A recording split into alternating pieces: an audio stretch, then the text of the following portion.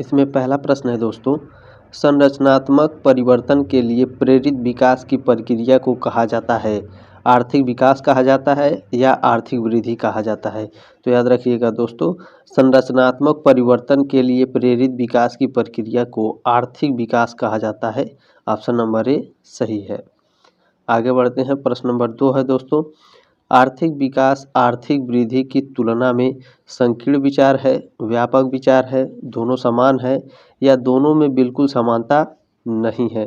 तो याद रखिएगा दोस्तों, आर्थिक विकास आर्थिक वृद्धि की तुलना में व्यापक विचार है। ठीक है, ऑप्शन नंबर बी है। प्रश्न नंबर 3 है दोस्तों, आर्थिक विकास को समानता के लिए निम्न में से किस विधि को मान्यता दी जाती है? आर्थिक कल्याण को, ठीक है दोस्तों, इसको भी दी जाती है।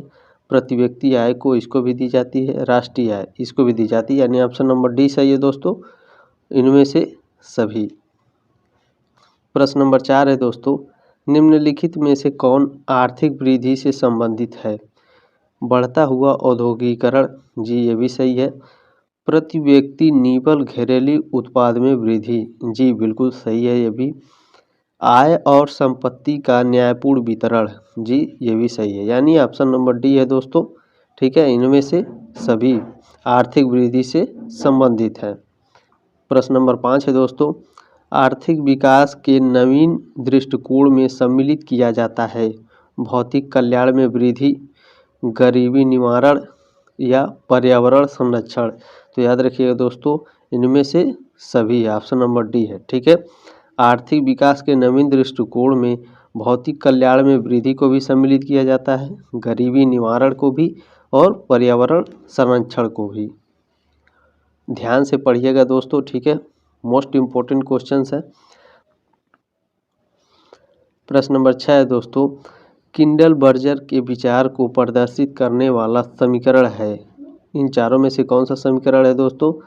आर्थिक विकास बराबर आर्थिक वृद्धि प्लस तकनीकी संस्थागत परिवर्तन। क्या सही है? नहीं, यह गलत है दोस्तों।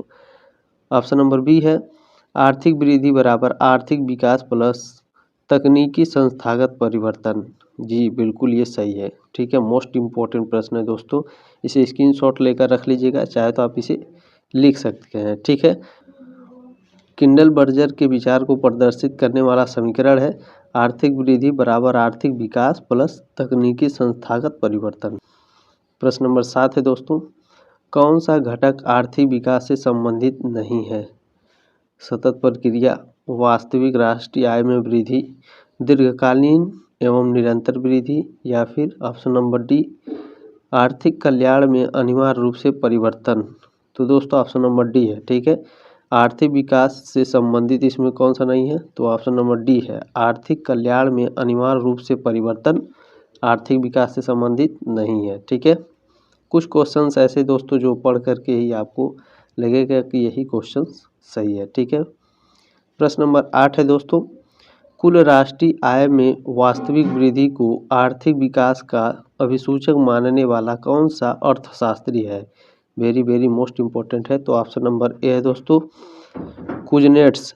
ठीक है, कुल राष्ट्रीय आय में वास्तविक वृद्धि को आर्थिक विकास का अभिसूचक मानने वाला अर्थशास्त्री कुजनेट्स है। ठीक है, आगे बढ़ते हैं। प्रश्न नंबर 9 है, आर्थिक विकास एवं आर्थिक वृद्धि में अंतर करने वाला अर्थशास्त्री कौन है? वेरी वेरी मोस्ट इम्पोर्टेंट है। तो ऑप्शन नंबर डी है दोस्तों। ठीक है, श्रीमती उर्सुला हिक्स। ठीक है, श्रीमती उर्सुला हिक्स आर्थिक विकास एवं आर्थिक वृद्धि में अंतर करने वाली अर्थशास्त्री हैं। ठीक है, आगे बढ़ते हैं। प्रश्न नंबर 10 है दोस्तों, आर्थिक विकास की प्रक्रिया से तात्पर्य है? आर्थिक विकास की प्रक्रिया से क्या तात्पर्य है दोस्तों? आर्थिक परिवर्तन से है, जी सही है। सामाजिक परिवर्तन से है, क्या सही है? जी बिल्कुल सही है।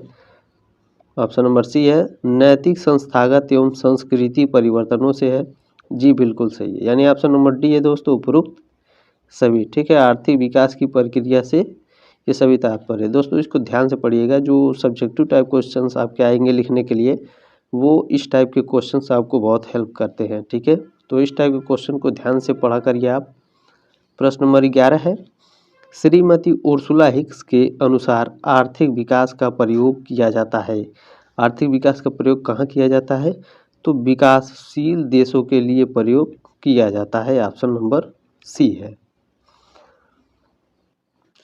प्रश्न नंबर 12 है दोस्तों, आर्थिक विकास। आर्थिक विकास क्या है? तो आर्थिक विकास एक गत्यात्मक विचार है। ऑप्शन नंबर बी है। प्रश्न नंबर 13 है दोस्तों, आर्थिक विकास को मापने के लिए निम्न में से किस विधि को मान्यता प्रदान की जाती है? राष्ट्रीय आय को मान्यता प्रदान की जाती है। जी बिल्कुल सही है। और प्रति व्यक्ति आय की मान्यता दी जाती है, ये भी सही है। आर्थिक कल्याण को मान्यता दी जाती है। जी बिल्कुल, ये भी सही है। यानी ऑप्शन नंबर डी है दोस्तों, उपरोक्त सभी या इनमें से सभी। ठीक है। प्रश्न नंबर 14 है, आर्थिक विकास की दर शून्य होने का अर्थ है। जो आर्थिक विकास है दोस्तों, उसका शून्य होने का क्या अर्थ हो सकता है? तो उसका शून्य होने का अर्थ होता है दोस्तों, राष्ट्रीय आय में वृद्धि न होना। ठीक है, ऑप्शन नंबर बी है। मैंने बोला है ना दोस्तों, कुछ क्वेश्चंस ऐसे हैं जिसको आप पढ़ करके ही आप स्वयं इसका उत्तर ढूंढ सकते हैं। बहुत टफ क्वेश्चंस नहीं है, लेकिन याद रखिएगा थर्ड ईयर है, टफ क्वेश्चंस पूछे जाएंगे। ठीक है। प्रश्न नंबर 15 है, निम्न में से आर्थिक विकास के आर्थिक घटक कौन कौन से हैं? राजनीतिक घटक, सामाजिक घटक, धार्मिक घटक, इनमें से सभी। तो याद रखिएगा इनमें से सभी है दोस्तों, ऑप्शन नंबर डी है। ठीक है। आर्थिक विकास के आर्थिक घटक राजनीतिक घटक हैं, सामाजिक घटक हैं और धार्मिक घटक हैं, इनमें से सभी। प्रश्न नंबर 16 है दोस्तों, निम्न में से कौन सा गुणात्मक परिवर्तन आर्थिक विकास के परिणाम स्वरूप उत्पन्न होता है? शहरीकरण, जी सही है। नवीन संस्थाओं का उदय, जी बिल्कुल सही है। आर्थिक उद्योगों से द्वितीयक तथा तृतीयक उद्योगों की और जनसंख्या का प्रवाह, क्या ये सही है? जी बिल्कुल सही है। ऑप्शन नंबर डी है दोस्तों, यानी उपरोक्त सभी। ठीक है, इसे ध्यान से पढ़िएगा दोस्तों। पूछा है, निम्न में से कौन सा गुणात्मक परिवर्तन आर्थिक विकास के परिणाम स्वरूप उत्पन्न होता है? तो ये तीनों सही है। ठीक है, ध्यान से पढ़िएगा ताकि सब्जेक्टिव टाइप क्वेश्चन लिखने में भी आपको हेल्प मिल जाएगी। ठीक है। प्रश्न नंबर 17 है दोस्तों, आर्थिक समृद्धि तथा विकास में अंतर करने वाले अर्थशास्त्री हैं। कौन है दोस्तों? नरकसे हैं, शुम्पीटर हैं, श्रीमती उर्सुला हिक्स हैं, या फिर शुम्पीटर तथा उर्सुला हिक्स दोनों हैं। तो याद रखिएगा ऑप्शन नंबर डी है दोस्तों। ठीक है, शुम्पीटर तथा उर्सुला हिक्स दोनों।